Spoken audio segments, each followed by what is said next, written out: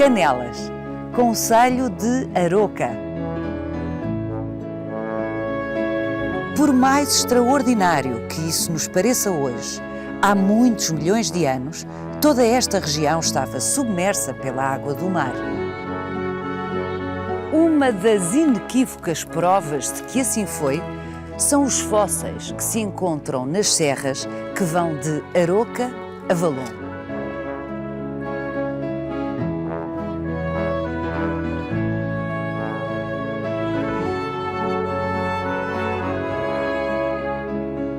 Nada que não exista em muitos outros pontos do planeta.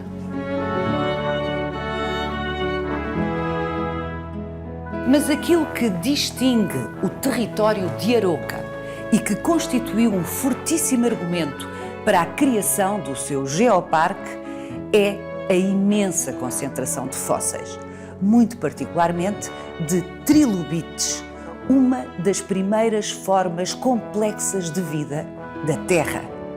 Aqui, em Canelas, concelho de Aroca, foram achadas algumas das maiores trilobites conhecidas até agora no mundo.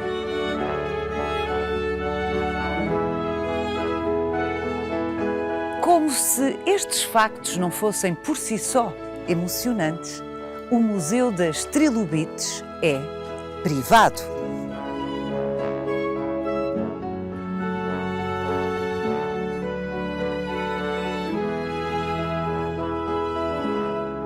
A Louzeira de Canelas, onde há mais de 100 anos foram encontrados os primeiros fósseis de trilobites em Aroca, era da família Valério. Manuel Valério, descendente dos primeiros coletores dos fósseis, decidiu acrescentar ao negócio da família o museu. Um caso exemplar, em que o desenvolvimento empresarial foi criteriosamente articulado com o património, a educação e a investigação científica. Vai querer saber mais? Venha connosco nesta visita guiada.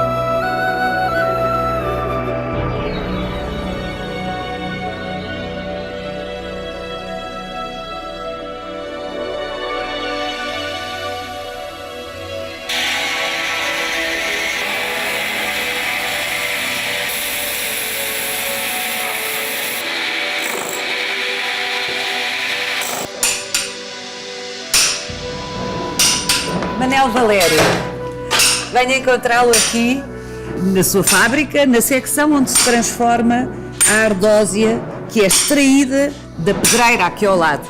Pedreira que também é sua. É uma indústria bastante produtiva, ao que sei.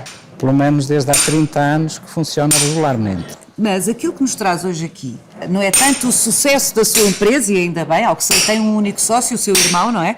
Mas o facto de encontrarem frequentemente fósseis Ainda há umas horas tivemos a sorte de encontrar alguns exemplares e que não é muito frequente, quer dizer, aparecem, mas não todos os dias. Portanto, mas hoje estamos com aqui sorte. o Adriano, que já nos apresentámos, está a partir a pedra e o que acontece é que muitas vezes se cruza com, por exemplo... Este tipo de fósseis de animais muito curiosos, estes sim, diferentes das trilobites, ainda hoje vivem. Incrível. Portanto, são considerados Isto eram o quê? fósseis... Caracóis? Caracóis Do mar, não é? Sim. Tudo animais marinhos. Animais marinhos. E aqui parece-me uma concha. Braquióptero. Braquióptero. É um dos animais que os nossos antepassados mais facilmente reconheciam, porque a sua forma é idêntica à dos animais atuais. Eu estou como os seus antepassados, como sou completamente ignorante na matéria, olhei para aqui e disse logo que isto era uma concha. Exatamente. E aqui, por exemplo, esta placa é muito exemplificativa. Vamos abri-la quase como um livro e vamos ver que ela tem vários este exemplares. É perfeito. Exatamente. Não sendo gigante, está muito bem preservado. Isto é o quê? Uma trilobite.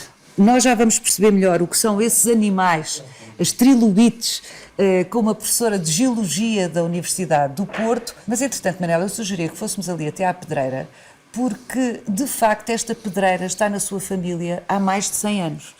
E é interessante conhecer essa história, porque se hoje existe um museu da trilobite aqui em Canelas, Aroca, é porque há esta ligação familiar antiga e que ameaça perpetuar-se, felizmente. Vamos até lá? Sim.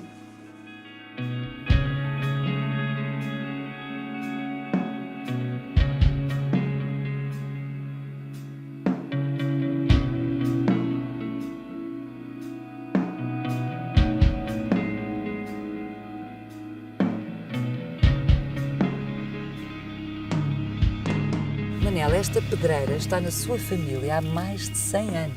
O irmão do meu avô casou com a herdeira das Louseiras de Canelas. Nos anos 20, fizeram os três irmãos uma sociedade na qual trabalhavam os três, sendo a propriedade da pedreira de um dos irmãos, do irmão do meu avô.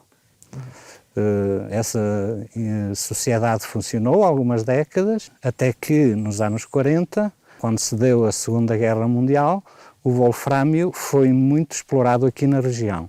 E o meu avô abandonou a louseira e foi trabalhar para as minas do wolfrâmio, coisa que o irmão não fez. O irmão, dono da louseira. Dono da louseira, preferiu ficar a trabalhar na louseira. A verdade é que, passado 2 anos, o meu avô regressou dessa campanha que fez no wolfrâmio, com dinheiro suficiente para comprar metade das propriedades e das louseiras ao irmão. E o seu avô trabalhava para os ingleses ou para os alemães? Porque Aroca, e mais propriamente o wolfrâmio desta região, era explorado pelas duas fações da guerra. Exatamente, foi explorado pelas duas fações, mas por sorte, talvez, o meu avô trabalhou na companhia que era dos ingleses. Portanto, todo o trabalho que ele fez foi na companhia dos ingleses. O meu avô e mais 2 amigos aqui da aldeia formaram uma empresa informal, porque nessa época a própria empresa-mãe inglesa permitia, para aumentar a produção, que trabalhadores independentes trabalhassem dentro da sua concessão. Tiveram sorte, porque nesta época, para além do mercado instituído, existia um mercado negro que permitia que as pessoas ganhassem muito dinheiro. E foi precisamente com esse dinheiro que ele, 2 anos depois, comprou então metade das louseiras ao irmão.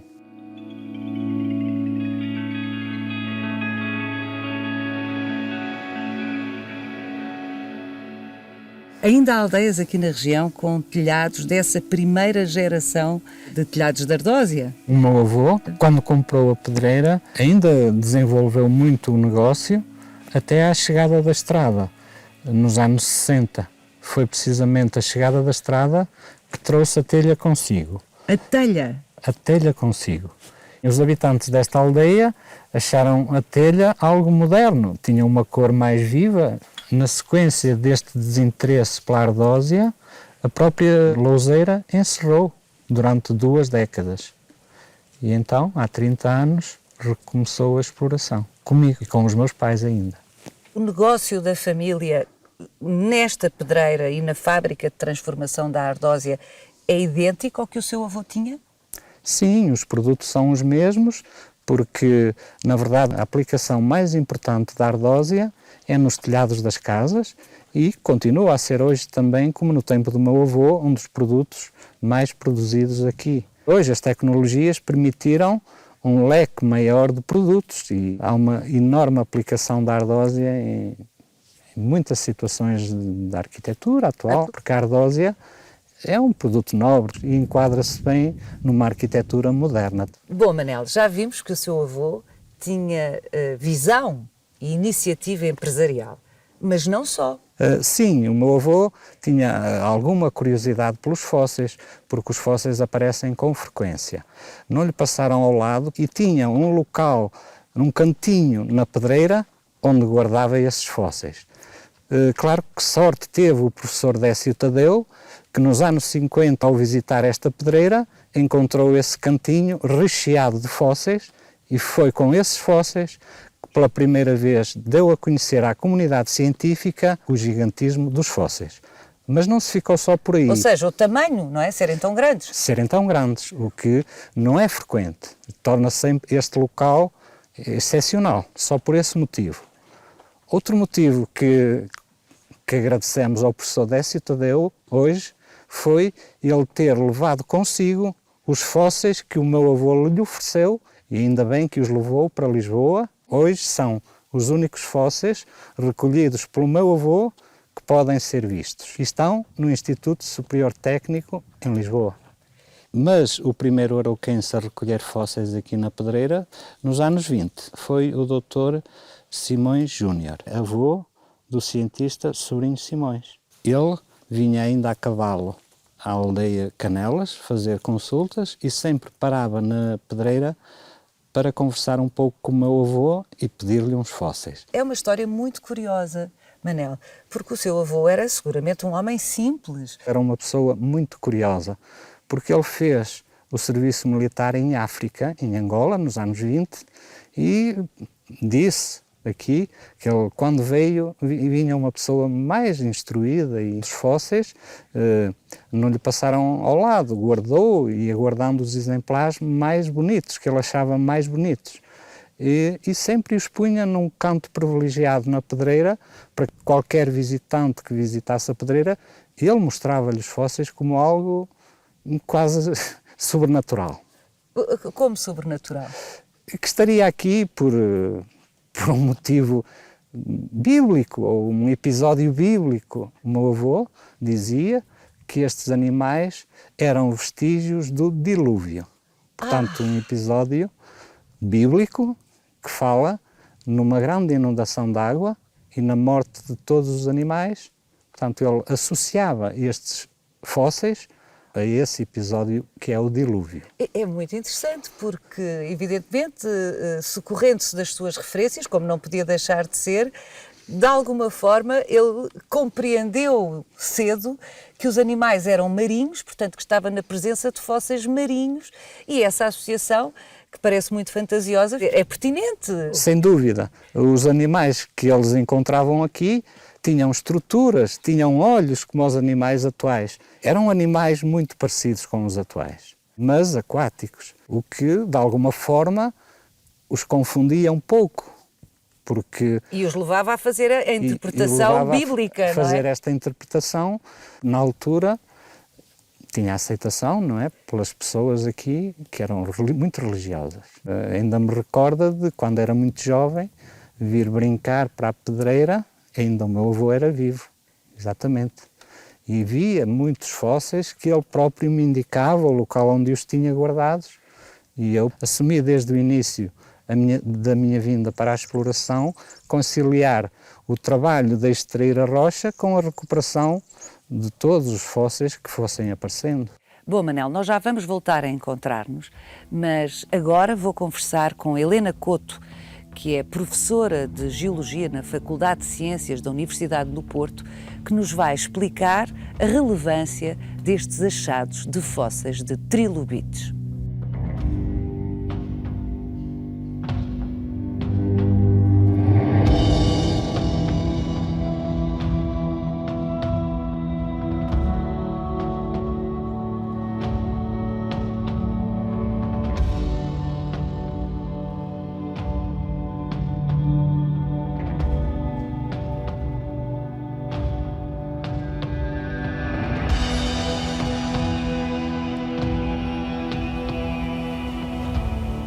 Professora Helena Couto, olá!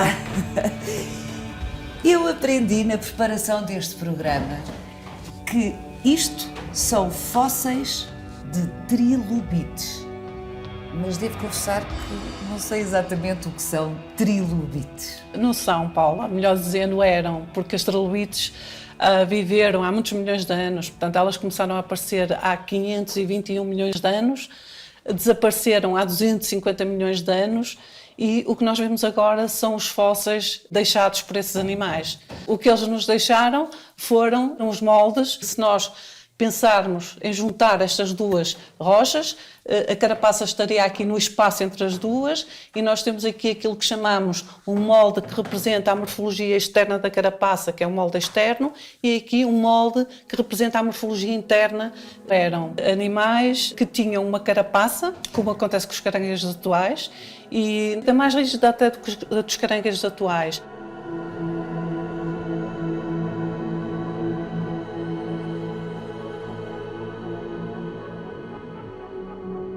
A Helena disse-nos que estes animais, as trilobites, apareceram há cerca de 500 milhões de anos no planeta Terra e que se extinguiram há cerca de 250 milhões. São números incríveis. Portanto, eu já nem vou falar do aparecimento da nossa espécie. Eu vou falar, por exemplo, dos dinossauros. Então, as trilobites são muito anteriores aos dinossauros. Sim, é verdade. As trilobites existiram e desapareceram antes de aparecerem os primeiros dinossauros. E, para além disso, elas viveram durante cerca de 300 milhões de anos, enquanto que os dinossauros viveram metade do tempo, viveram cerca de 160 milhões de anos. Ou seja, eram organismos, animais muito resistentes. Sim, elas sofreram evoluções, várias tendências evolutivas diferentes, portanto, originando diferentes formas que se foram adaptando e conseguiram resistir a pelo menos duas extinções. Portanto, só à terceira extinção é que elas acabaram mesmo por desaparecer. Portanto, quando nós falamos em extinções, tem a ver com acontecimentos naturais, geológicos, que provocaram o desaparecimento das espécies. E as trilobites foram resistindo, foram diminuindo de importância, mas elas resistiram até à extinção que ocorreu no final da era paleozoica e que, de facto, é a maior extinção da história da Terra registrada até hoje.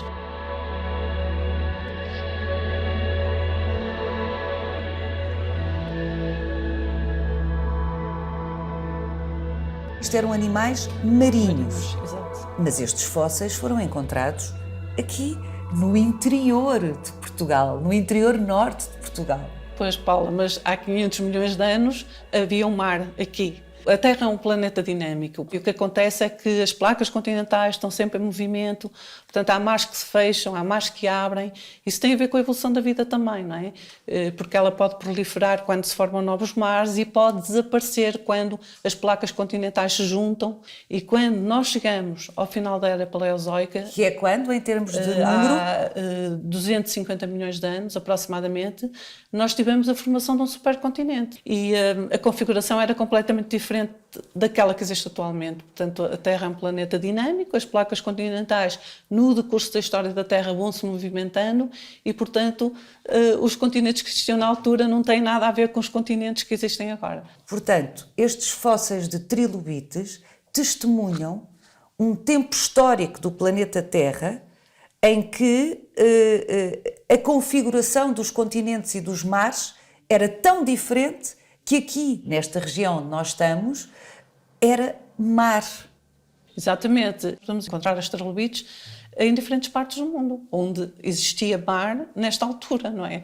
No Paleozoico. A nível das formas, elas podem variar um pouco quando nós estamos a considerar regiões muito afastadas, mas se estivermos a considerar regiões mais próximas, como por exemplo os trilobites que aparecem em Espanha, em França, nós conseguimos fazer correlações. Se tivermos uma sequência de estratos de rocha, as trilobites, as espécies de trilobites que aparecem nos estratos mais baixos são mais antigas do que aquelas que aparecem nos estratos que estão mais assim. Portanto, a cronologia ao longo do estrato vai variando, é crescente, exatamente. São mais recentes as que aparecem nos estratos superiores e mais antigas as que aparecem nos estratos inferiores. Daí a importância enorme que têm estes fósseis para o conhecimento da história geológica do planeta Terra.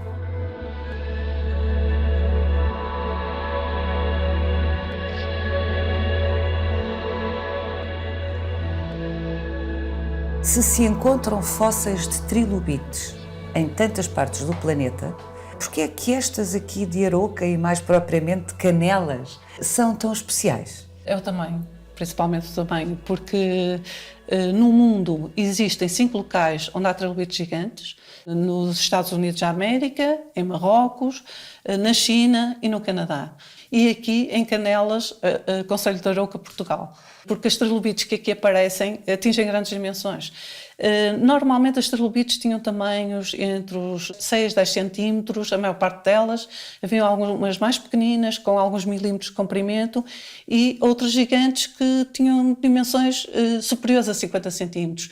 E aqui, de facto, há várias que têm dimensões superiores a 50 centímetros. Bem, isto aqui tem quanto? Esta presume-se que tenha cerca de 90. Dentro dos 5 locais do mundo onde há trilobites gigantes, nós temos, de facto, Canelas. Ou seja, nós podemos estar na presença da maior trilobite conhecida até agora no planeta, sendo que, para já, o discurso científico considera que a maior é a achada no Canadá, porque esta nunca foi comparada. Exatamente. E é provável, realmente, como a Paula diz, que este seja o maior exemplar de trilobite encontrado até agora.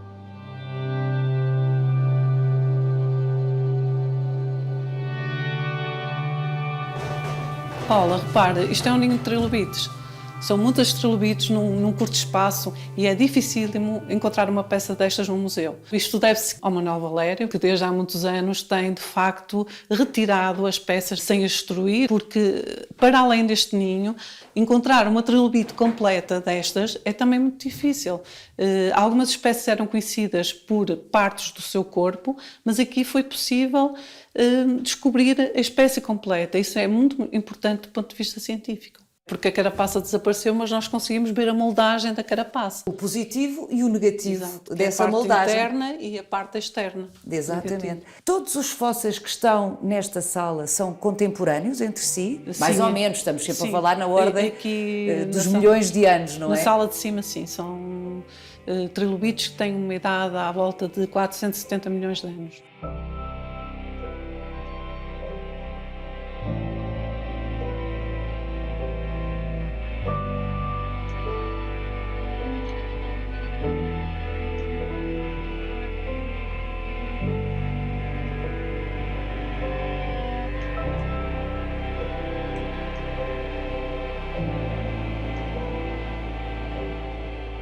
Helena, olhando de perto estes fósseis, estes moldes desses animais, não é de estranhar que tenham provocado o espanto absoluto a pessoas que no século XVIII, no século XIX, trabalhavam em pedreiras e de repente, partindo uma rocha, apareciam estas figuras.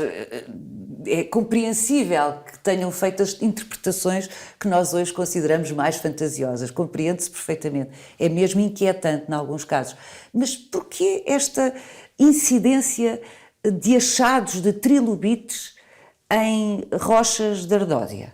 Tem a ver com a granometria da rocha que está presente. Neste caso, as ardósias são rochas que se formaram a partir de sedimentos muito finos, de areias, de argilas. E o que é que acontece? Esse sedimento ia depositando no mar, no fundo do mar, e cobria os animais mortos, as trilobites concretamente, e protegia-as dos micro-organismos decompositores. E, portanto, essa proteção facilitava o processo de fossilização. Ou seja, o fundo deste mar, ou daquilo que foi aqui o mar de Canelas e desta zona do Vale do Paiva, estava cheio de carapaças de trilobites. Podemos imaginar que sim, em determinados locais deveria haver concentração, porque elas mudavam de carapaça. À medida que cresciam, tinham necessidade de se libertar da carapaça mais antiga, geravam uma nova adaptada às novas dimensões.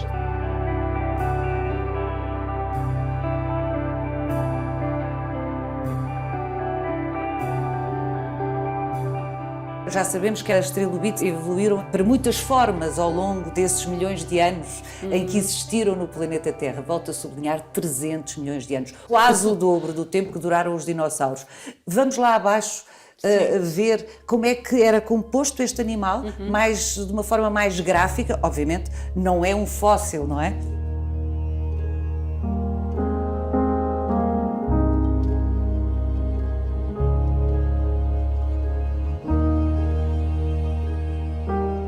Paula, isto é a representação esquemática de uma trilobite. Independentemente da forma que elas assumiam, que eram muito variadas, isto é a estrutura de base. Uma cabeça, um tórax e uma cauda. Uma cauda, que nós chamamos de pigídeo, exatamente. É por isso que se chama trilobite, porque tem 3 partes? Não. A razão pela qual se chama trilobite é porque é trilobada, e a trilobação tem a ver com a existência de 3 lobos, um lobo central e 2 lobos laterais. Isto é um organismo bastante complexo, não é? Quando nós pensamos 500 milhões de anos, havia congêneres. Existiam, de facto, outros animais complexos, mas a trilobite, até em relação ao sistema de visão, portanto, esta tem aqui representado os olhos, tinha um sistema de visão muito complexo, semelhante ao dos insetos atuais, com várias lentes, que são os chamados olhos compostos. E era de facto. Algumas eram cegas, mas as que tinham olhos bastante desenvolvidos. Nós temos estado sempre a falar de trilobites, Helena, e ainda resta saber se não vai ser aferido pela comunidade científica que é aqui, no Museu de Trilobites de Canelas, que está a maior trilobite achada até ao momento no planeta. Mas a verdade é que nesta mesma pedreira, ou nestas pedreiras, têm sido encontrados fósseis de outros organismos. Não tão grandes, não tão espetaculares, mas... Há 480 milhões de anos, a altura em que viviam estes animais, existiam muitos outros. Portanto, não eram só trilobites, existiam gastrópodes, cefalópodes, braquiópodes, bivalves, portanto, uma grande diversidade. E o que é curioso é que cada vez mais, portanto, está a ser feito um processo de inventariação dos fósseis que têm sido encontrados na pedreira. E, nesta pedreira de Canelas, e há de facto algumas formas que nos intrigam, espécies que nós não sabemos ainda muito bem o que é que representam, mas que poderão realmente revelar grandes novidades para a paleontologia.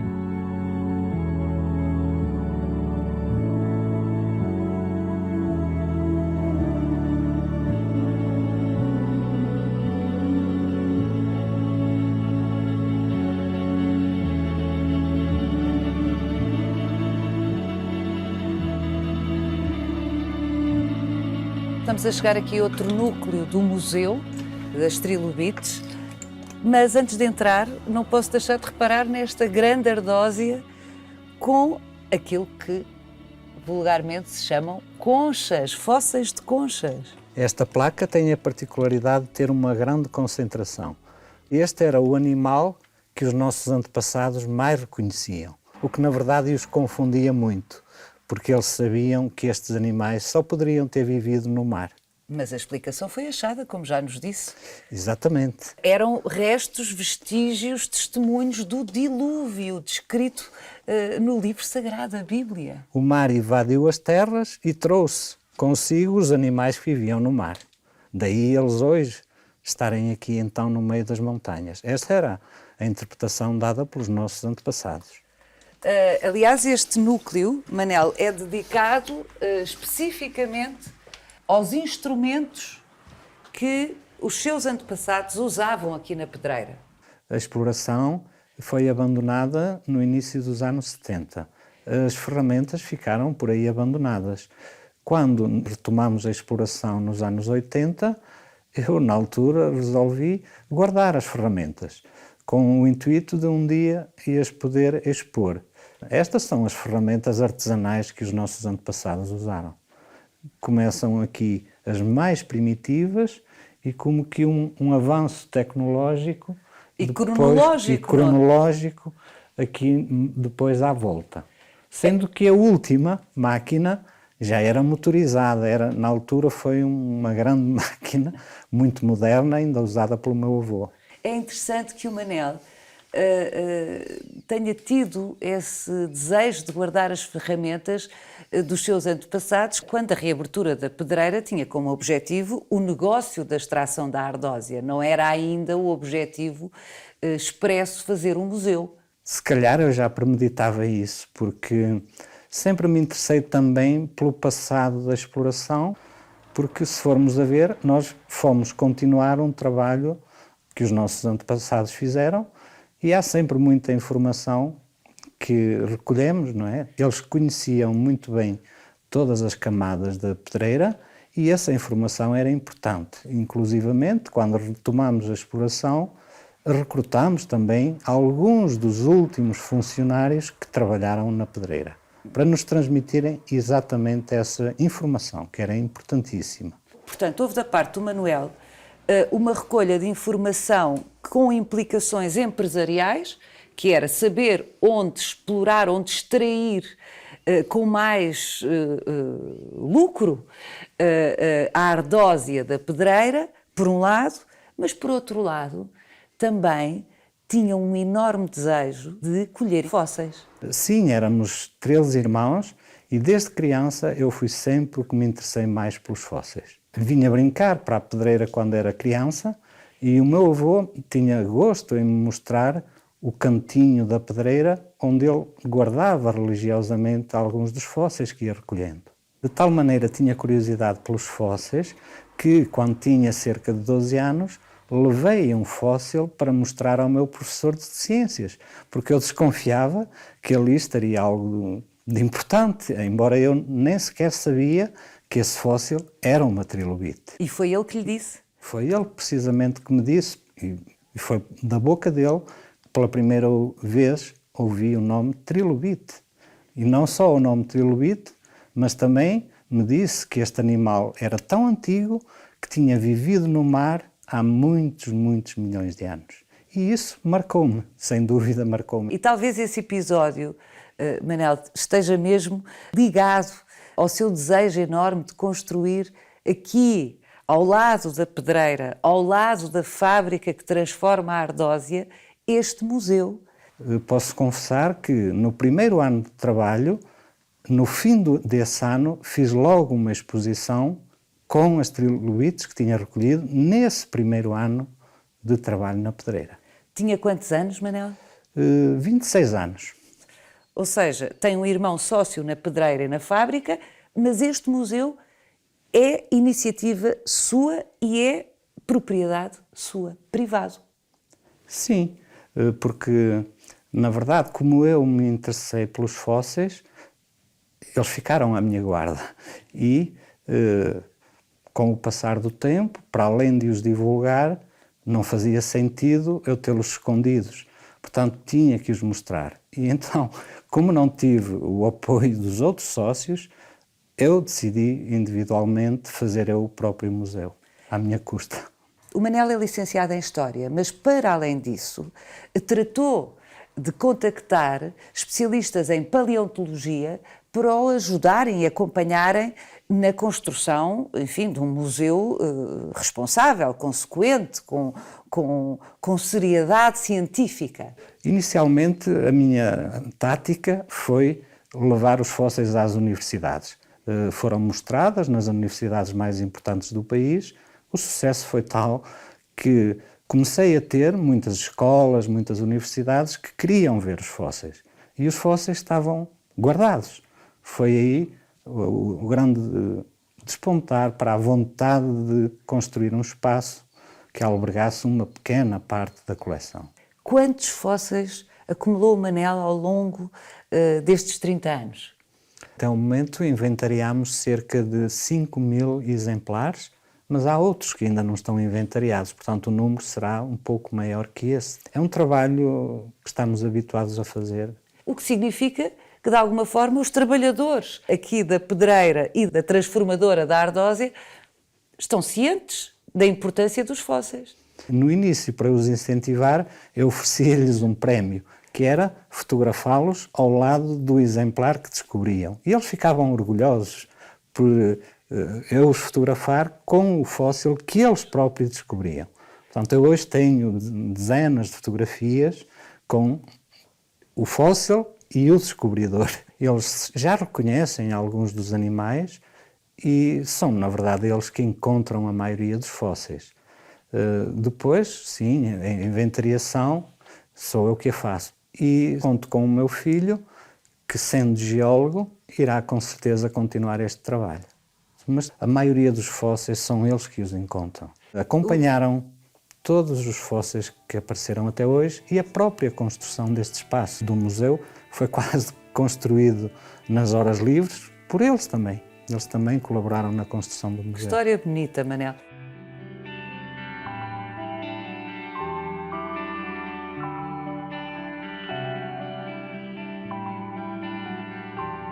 Esse respeito por esse património geológico da humanidade, porque é disso que se trata, tem a ver com a história do nosso planeta, como já nos explicou a Helena Couto, essa recolha sistemática que fazem, não entrava um bocadinho o negócio da exploração da Ardósia? Se vocês têm uma pedra ótima que podia dar uma fantástica cobertura para um chão ou para um telhado e encontram nessa pedra um fóssil, o que é que fazem? Recuperamos o fóssil. Ganha o fóssil. Ganha o fóssil.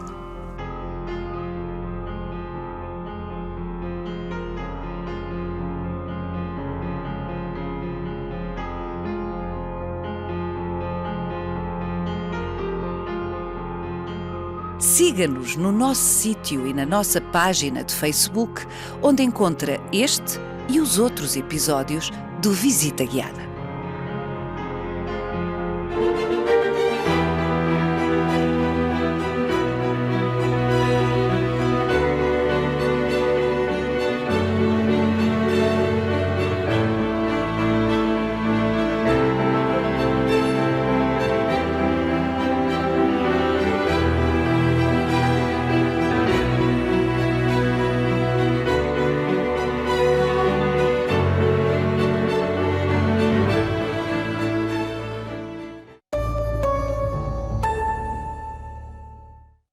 Este programa é